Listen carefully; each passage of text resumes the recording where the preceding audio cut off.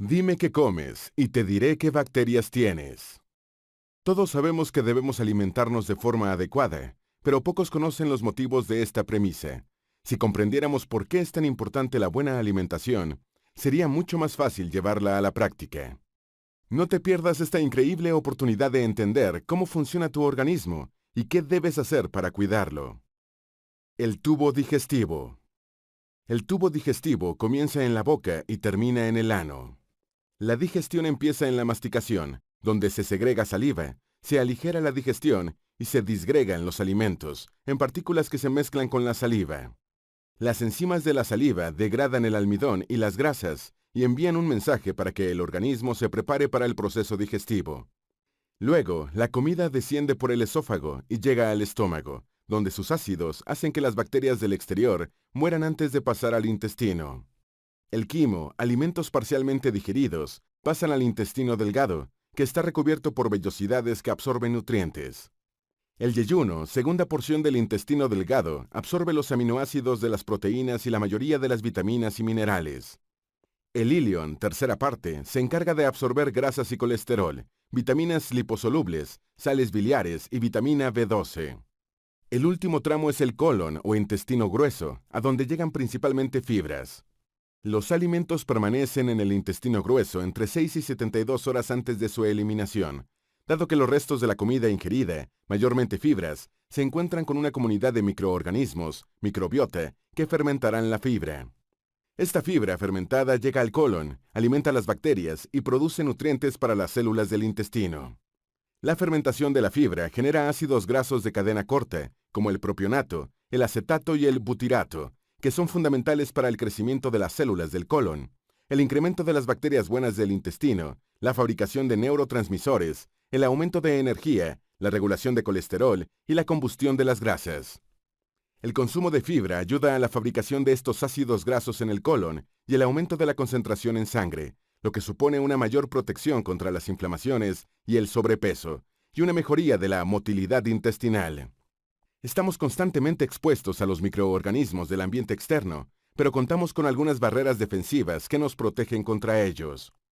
La primera barrera es el estómago. El ácido gástrico elimina la mayor parte de los microorganismos que ingresan en nuestro cuerpo, y por ello es importante mantener a nuestro estómago ácido, mediante, por ejemplo, con el consumo de infusiones de jengibre, papaya, piña, probióticos y vinagre.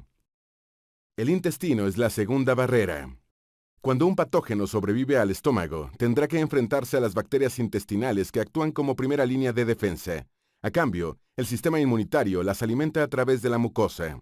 La barrera intestinal desempeña dos funciones importantes. Permanece abierta para absorber fluidos y nutrientes. Actúa como barrera para proteger al cuerpo de infecciones y toxinas. La parte permeable es la barrera mucosa que impide que los microbios se acerquen al tejido humano. Aquí, los alimentos se entran en los tejidos y en el torrente sanguíneo. La barrera mucosa controla qué nutrientes se absorben, impide que los alérgenos, microbios y otras toxinas entren en el torrente sanguíneo y determina el tipo de respuesta inmunitaria que se necesita contra los gérmenes. También sirve de alimento para las bacterias de la microbiota que, a su vez, ayudan a defender al intestino de bacterias patógenas. Pero si demasiados microorganismos se alimentan de la mucosa, esta capa se debilita. La microbiota. La microbiota es un conjunto de microorganismos que se encuentra en nuestro intestino y colabora en el mantenimiento del equilibrio del ser humano con el medio. El número de bacterias en nuestro organismo aumenta a medida que nos acercamos al colon. Aquí, es más fácil que proliferen los microorganismos, porque el tránsito es lento, entre 2 y 4 días. El tracto gastrointestinal cumple dos funciones, la nutrición y la defensa. Ambas dependen de la barrera mucosa y de los microorganismos que colonizan el intestino.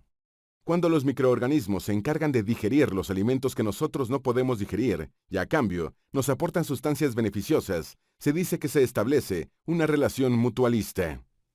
Si los microorganismos obtienen sus nutrientes del ambiente del huésped, encontramos una relación de comensalismo. Esta relación puede volverse perjudicial si cambian las condiciones ambientales, como la temperatura y el pH. Otro tipo de relación es la parasitaria, en la que solo gana el parásito. Funciones de la microbiota.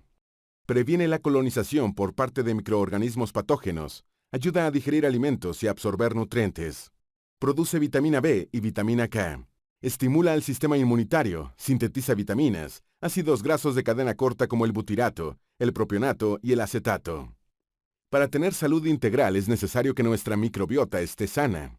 Los indicadores de que la microbiota está saludable son su riqueza, cantidad de microorganismos, y su biodiversidad, cantidad de especies. Equilibrio de la microbiota. Para mantener el equilibrio de la microbiota intestinal es preciso tener en cuenta los probióticos y los prebióticos. Los probióticos son bacterias buenas que nos aportan beneficios y los adquirimos consumiendo alimentos fermentados como kéfir, chucrut, yogur, natto, kimchi, miso, etc.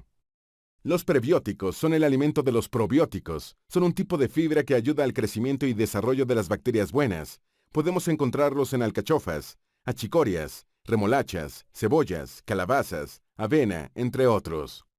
Estos componentes alimentarios llegan prácticamente intactos al intestino grueso y hacen que aumenten las bacterias buenas y se reduzcan las malas. Eje intestino-cerebro. Los microbios y células nerviosas del intestino se comunican entre ellas y con el cerebro bidireccionalmente. El sistema nervioso entérico, nuestro segundo cerebro, y su red de neuronas son extensos y complejos. El nervio vago conecta al sistema nervioso entérico con la base del cerebro, y aquí se da un tráfico constante de sustancias químicas y hormonas que proporcionan información sobre, por ejemplo, si tenemos hambre o no. La salud intestinal se relaciona directamente con la ansiedad, la depresión y el estado anímico. Cuidar la salud intestinal significa cuidar la salud emocional. Esto se debe, en parte, al gran porcentaje de serotonina que se produce en las células enterocromafines de la mucosa intestinal y las neuronas del sistema nervioso entérico, y a la dopamina que se libera desde las células neuroendocrinas del intestino. Tanto la serotonina como la dopamina actúan sobre el comportamiento. La serotonina, entre otras cosas, está ligada a la regulación de la felicidad, la tranquilidad y el bienestar, alivia la depresión y la ansiedad, regula el sueño, el apetito y la actividad sexual, y mejora la autoestima. Su déficit produce impulsividad, irritabilidad, estreñimiento, dificultades para dormir y ansiedad. La dopamina, por su parte, está asociada con la alegría, el aprendizaje, la recompensa, la euforia y el placer. Su déficit produce falta de motivación, de ilusión y de energía, hace emocionarse con facilidad y genera ansiedad por lo dulce. Por todo esto, es necesario estimular la producción de dopamina consumiendo, por ejemplo, frutos secos, semillas, remolacha, plátano, manzana y chocolate negro, y de serotonina consumiendo, entre otras cosas, legumbres, kéfir, frutos rojos, nueces y avena. Azúcar. El azúcar es una sustancia adictiva. Es importante saber que todos los alimentos ultraprocesados contienen azúcar. La cantidad mínima recomendada de consumo de azúcar es de 0 gramos y, solo por mencionar un ejemplo, una lata de refresco contiene 40 gramos. No debemos confundir el azúcar con la glucosa. La glucosa es imprescindible para la obtención de energía, el azúcar no. La glucosa se obtiene de manera natural de verduras, frutas, legumbres y cereales, y no se necesitan aportes extra de azúcar de fuentes artificiales.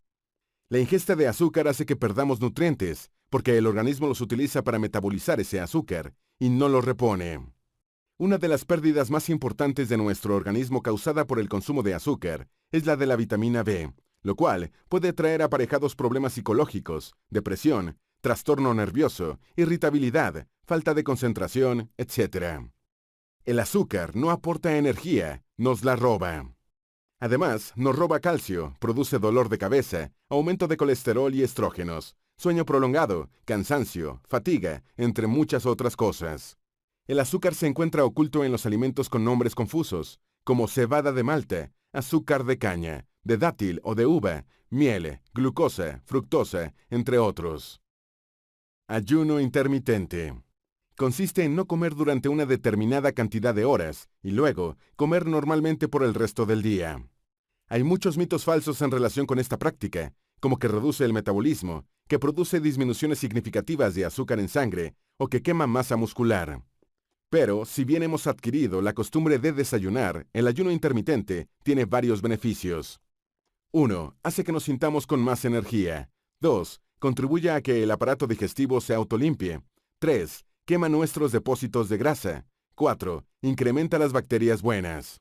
Esto es así siempre que no mantengamos ayunos demasiado prolongados. El autor recomienda un ayuno de 12 horas que se puede hacer todos los días, y un ayuno de 16 horas, no más de una vez a la semana.